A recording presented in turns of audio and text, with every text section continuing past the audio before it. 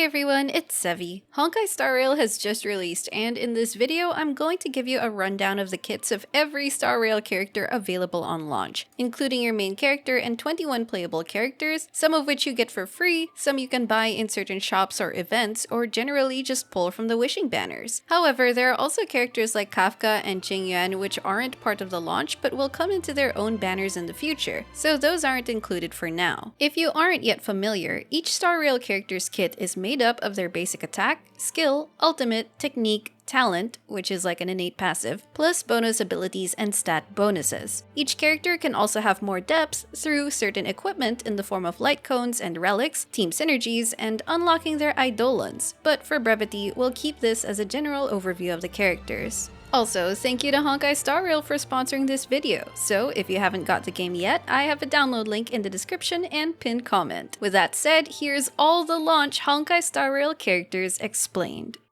Let's start with those whose path is the hunt. Now, if you don't know yet, paths are like your usual RPG classes, and they're a huge part of what determines a unit's role in your team. So for the hunt, these are DPS units that specialize in dealing massive single target damage. You can imagine they shine against a boss unit, but don't underestimate how they can still efficiently pick off enemies one by one, especially with speed effects. Anyway, let's check out our roster. Starting with Wind user Dan Heng, our Deadpan companion. Both his skill and ultimate focus on dealing single target damage, but he has ways of manipulating his own speed and his enemies. When his skill deals a critical hit, he can reduce his enemy's speed. Then, hitting a slowed enemy with his ultimate or basic attack deals more damage. Dan Heng also has a chance to increase his own speed when launching an attack. Combining these speed-related effects can enable him to attack quite frequently, thereby maximizing his damage. He also has a passive that increases the wind resistance penetration of his next attack, and if his HP is 50% or below, he's less likely to get hit by the enemy to keep the heat off his back and let him do his thing. Dan Heng becomes your default free-to-play unit for the hunt, but despite being free, he's definitely quite good as you progress through the story with the right buffs and investment.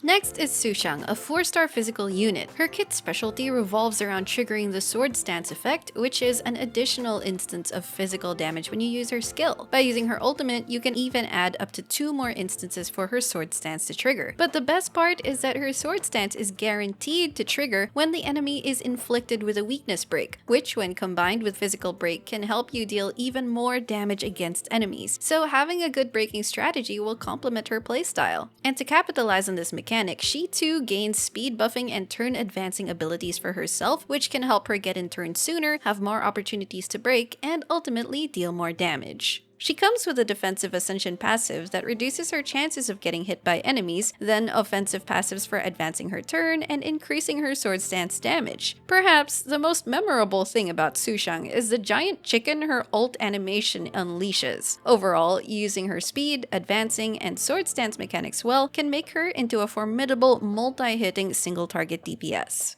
Yanqing is the standard banner 5-star hunt character using the ice element. His special state is called the Soul Steel Sync state that gets activated by his skill and comes with multiple effects. First, it decreases the chances of him getting attacked by an enemy. Second, he buffs his own crit rate and crit damage stats. Third, after he hits an enemy, he gets a chance to deal a follow-up attack and freeze enemies. And fourth, when using his ultimate, which increases his crit rate and deals huge ice damage on a single enemy, the Soul Steel state gives him a further crit damage boost. He has additional passives that enhance his damage capabilities, like dealing extra ice damage to enemies that are weak against ice and increasing his speed when a crit hit is triggered. Yanqing is pretty much as good as he sounds as a deadly single target DPS that can deal a lot of huge crit damage numbers, especially when paired with the right supports.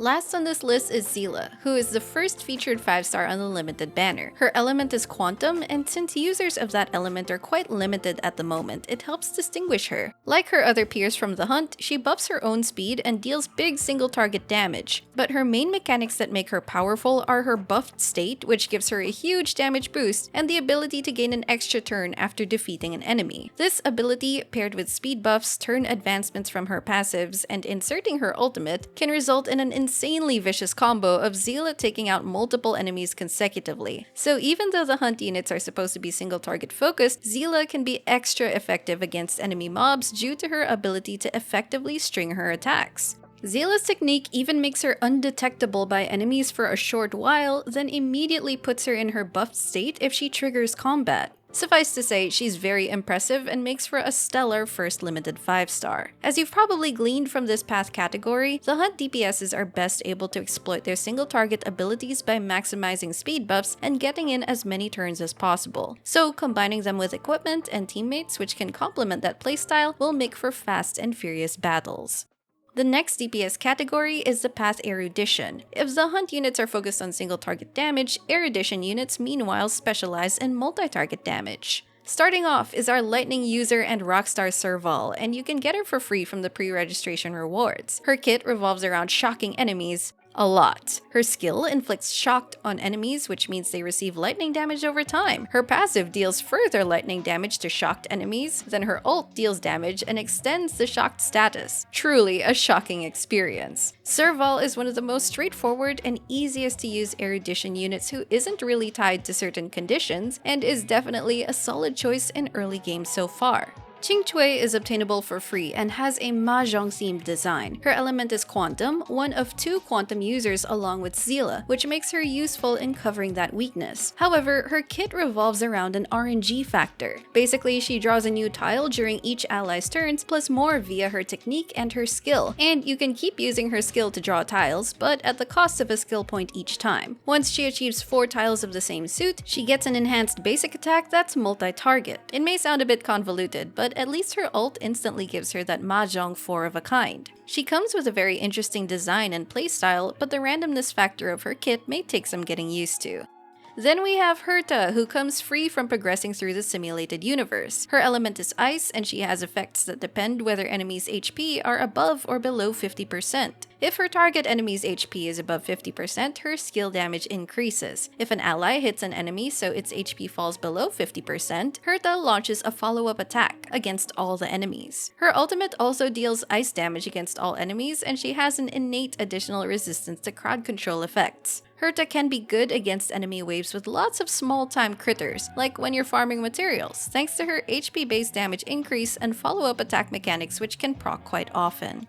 Last is Himeko, a standard 5-star End of Fire user. As is natural to her path, she deals a bunch of AoE fire damage with an ultimate that even launches an attack from the sky, but she has a follow-up attack mechanic that lets her get in a lot of extra damage. Whenever she or an ally inflicts weakness break on an enemy, Himeko gets a charge stack. At 3 charge stacks, she does a multi-target follow-up attack. Himeko shines in situations where you can rapidly break enemy toughness bars throughout your turn, and Himeko shaves down the HP of those vulnerable enemies. Through an Ascension passive, Himeko also has a chance of inflicting burn on enemies, turning into additional fire damage over time. 3 out of 4 of the currently available Erudition characters are obtainable for free, so at least everyone has an initial selection, and they can be really helpful with farming materials.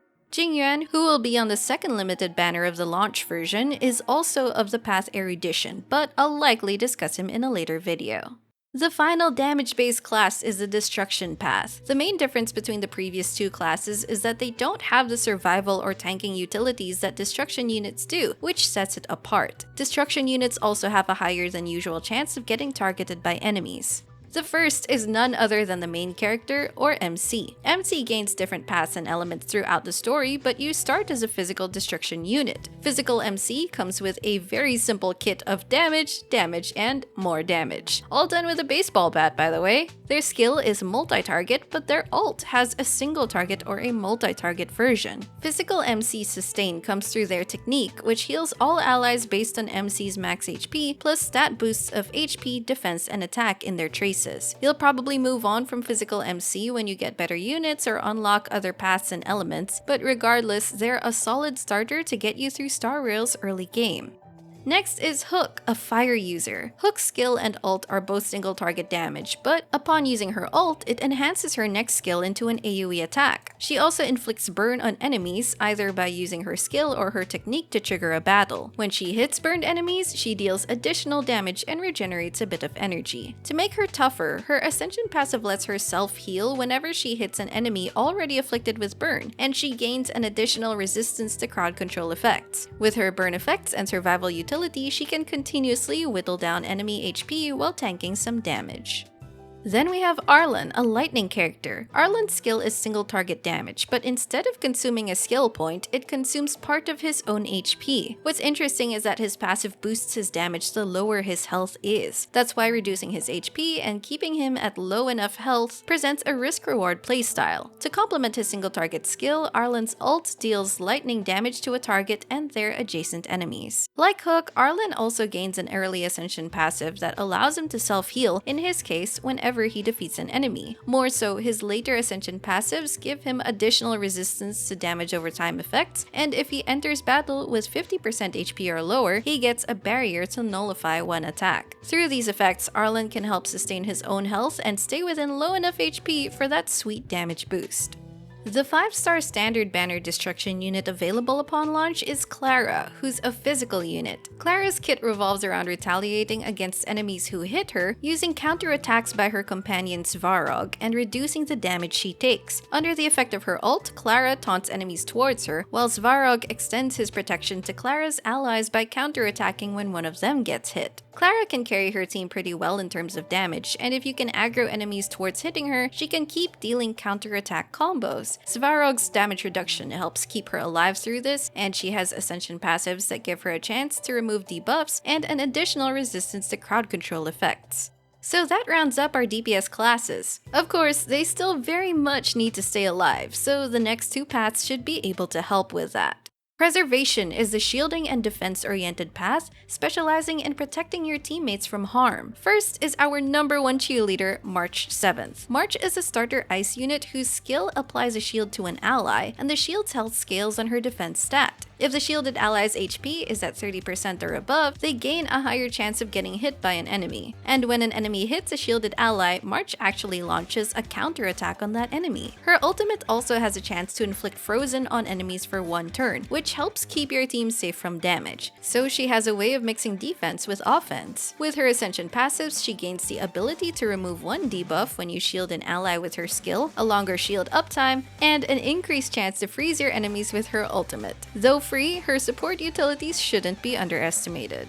Gepard, on the other hand, is a standard 5-star character that also has the ice element. One main difference is that Gepard's shielding utility is tied to his ultimate, and it doesn't just shield one unit, but rather your entire team. Because of that, a challenge users may face is getting Gepard's ultimate up consistently enough, which can be remedied through certain equipment, effects, and managing his abilities to rack up energy. At least, he has his technique that can apply shields to allies at the start of the battle. Aside from shielding, Gepard has a chance to inflict frozen on enemies with his skill for crowd control. His Ascension passive makes him more likely to get targeted by enemies, and if he ever falls to 0 HP, he has the ability to revive once per battle, making him quite a tough tank. He's really a great all-rounder for those defensive utilities.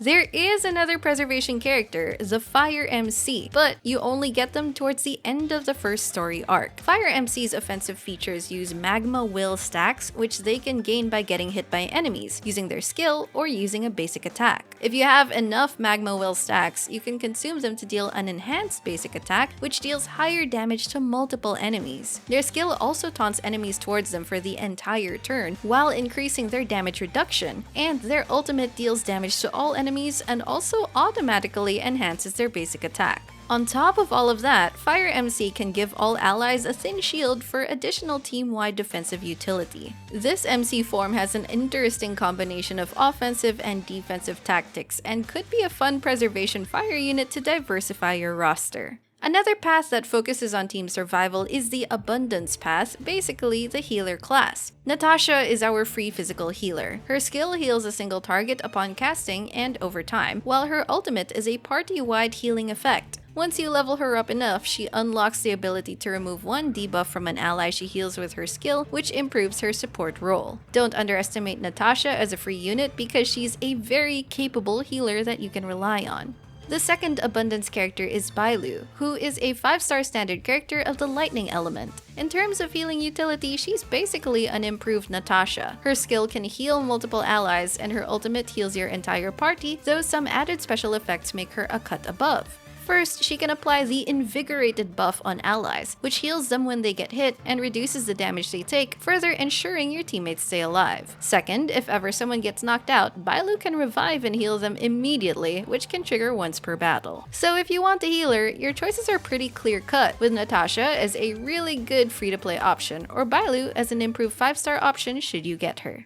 Next is the Harmony path, whose units buff your allies to further increase your damage output. First up is Asta, a fire unit. She can collect charging stacks by hitting enemies, which increases your entire team's attack based on how many different enemies you hit and if they have a fire weakness. This especially synergizes with her skill, which can deal 5 random hits of fire damage, or her technique, which allows her to initiate a battle and immediately deal damage to all enemies. Additionally, using her ultimate increases the speed of all your allies, so not only can she boost their damage, she can also help them move faster. At higher levels, upon unlocking her Ascension passives, she has a chance to burn enemies with her basic attack, and she increases your allies' fire damage, which gives her more synergy in fire-based teams. Asta's a really good party-wide buffer, and even better utilized if you have multiple damage dealers in the team. Next, Tingyun is a lightning unit. What makes her notably different from Asta's party buff is that her skill, which grants the Benediction buff, can only affect one ally at a time. This buff grants that ally additional attack based on Tingyun's own attack, and they're able to deal additional lightning damage when they hit enemies. Tingyun's ultimate also targets an ally to regenerate 50 energy and increase their damage. Combining all these buffing abilities makes her an incredibly useful support to pair with team carries. You can eventually unlock her passives where she can increase her own speed and regenerate her own energy per turn, which are very nice quality of life improvements for her. Again, the main consideration between these two is that Tingyun's buffs are single target, while Asta's buffs are party-wide, but in those regards, they are both very good in their designated buffer roles. Last in this category is Wind User Bronya, a standard 5-star who's easily one of the best characters available right now. Her skill targets an ally to remove a debuff, bump their turn up to take immediate action, and gives them a damage bonus. Then with her ult, she gives a party-wide buff of increasing attack and crit damage. Bronya has even more party-wide buffs through her passives, where she can boost your team's defense at the start of the battle and boost everyone's damage for as long as Bronya is on the field, or using her technique to boost everyone's attack at the start of the battle. All in all, since Bronya's buffs are universally applicable and party-wide, she is an incredible support character that will likely have some good lasting power in the long run, especially as current and future DPS units will largely appreciate all her damage buffing capabilities. The Harmony class already has some great units to start with. Just like in Genshin, support units will be good investments in the long run. Thankfully, Asta here is already free, but I hope players get good opportunities to pick up Tingyun and Bronya down the line as well. Playing opposite to the buffing class is Nihility, the debuffing class that inflicts all kinds of negative status effects on your enemies. Let's start with Sampo, a wind character we meet early on in the story. Sampo's skill is multi-target and multi-hit, but he has a chance of inflicting wind shear on opponents, causing them to take damage over time. The debuffing part of his kit is mainly via his ultimate, which increases the amount of damage over time that enemies take. His kit can be especially useful if he's paired with other damage over time based DPS like Serval or Hook, so that both he and another character can take advantage of his debuff effect, thereby creating stronger damage over time teams.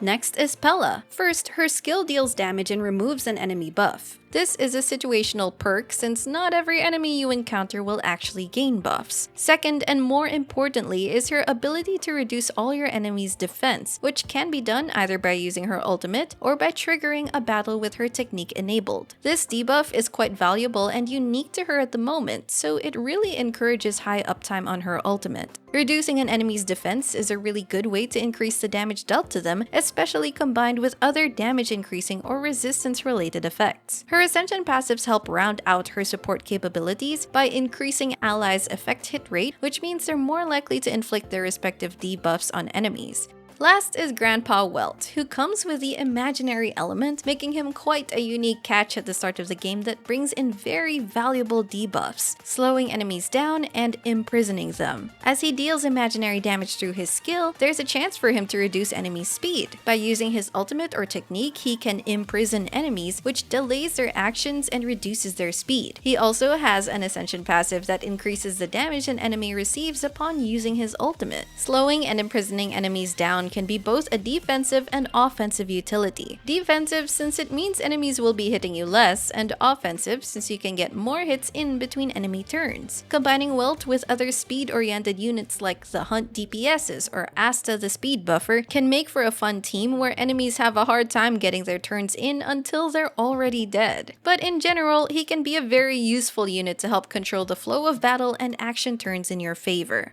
And that's it for our launch character roundup. I'm personally excited to see how much potential each of these units can bring in the long run, but let me know in the comments which character has piqued your interest and why. If you're new to my channel, I mostly make Genshin Impact guides, but look out for some upcoming Star Rail content too. If you enjoyed this video, don't forget to leave a like, consider subscribing to my channel if you haven't already, and I will see you all soon. Take care!